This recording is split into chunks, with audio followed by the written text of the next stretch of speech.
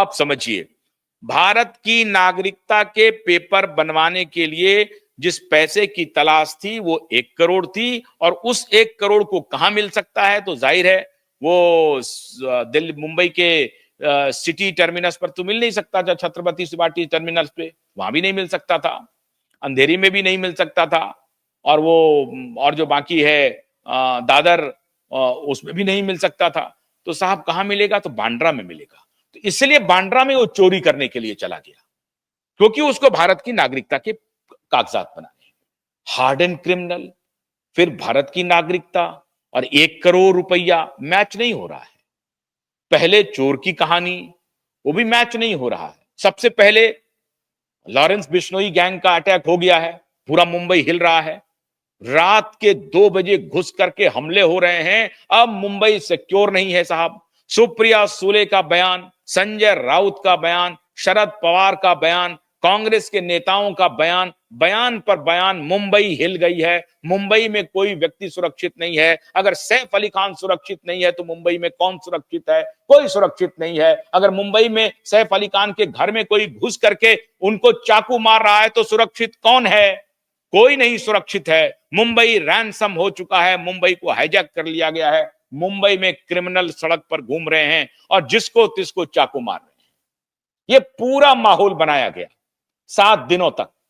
सुप्रिया सुले से लेकर के संजय राउत उस ट्यून पर नाचने लगे कि साहब अब तो सरकार को दबोच देना है। सरकार भी कमाल की है साहब, सरकार दबोचवाने के लिए बैठी हुई है। कैसे? तो पुलिस के माध्यम से।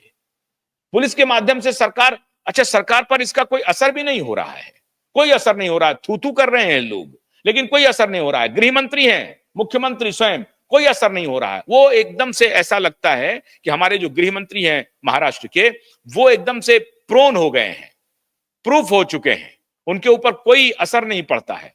वो बरसात का और गर्मी का कोई असर नहीं है, इसलिए बातों का भी कोई असर नहीं है।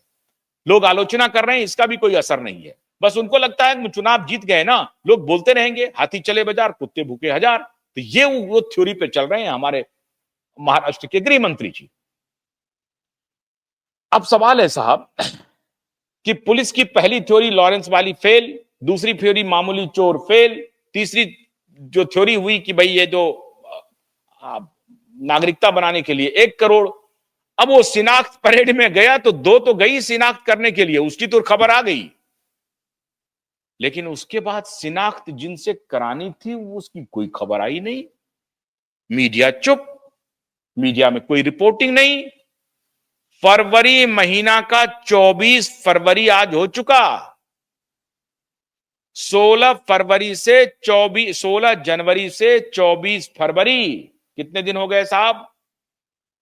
अब आप सोच लीजिए, 24 इधर और 31 का उधर था, 15 दिन उधर, 24 10 34 और 5 39 दिन हो चुके हैं। तो ये 39-40 दिन में सब शांत हो गया, सब चुप हो गया। बस 14 दिन बड़ी तेज खबरें आती रही। फिंगरप्रिंट्स के रिपोर्ट भी मिल गए। कहां है फिंगरप्रिंट्स का report?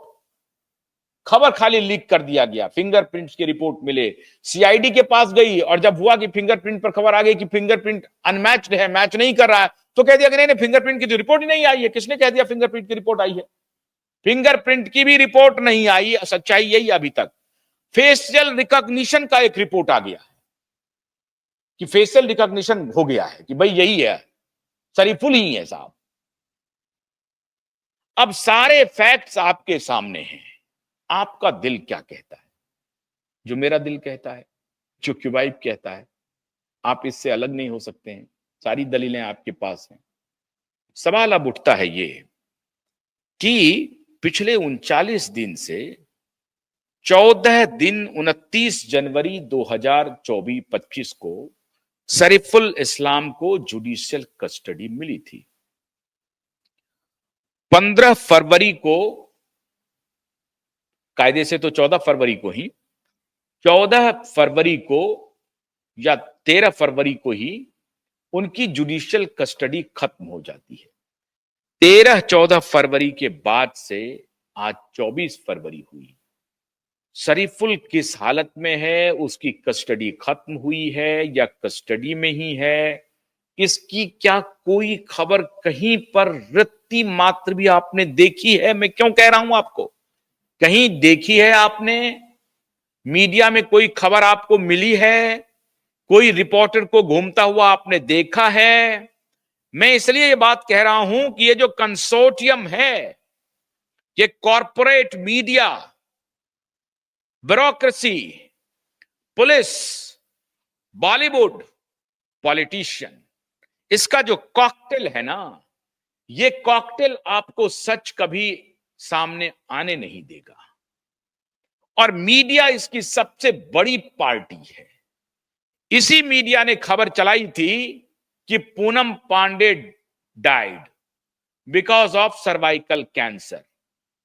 They published in newspapers, they broke this story on satellite television and for more than 24 hours इस तरह की खबरें चली, प्रसारित हुई, प्रकाशित हुई, लोगों के जहन में भरा गया कि सर्वाइकल कैंसर की से जूझ रही थी पूनम पांडे और यकायक उनकी मौत हो गई।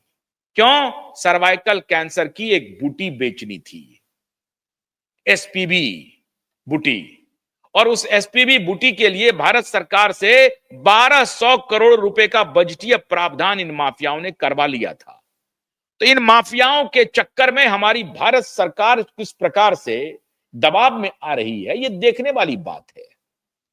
मैं हैरान हूं, हमारे सनातनी प्रधानमंत्री कर क्या रहे हैं, किनके चक्कर में पड़े हुए हैं? इन माफियाओं के चक्कर में, जिनके पास नीति नहीं है, कोई नियत नहीं है, कोई चरित्र नहीं है, ऐसे चरित्रहीन लोग इस देश की फार्मा कंपनी को लीड कर रहे हैं।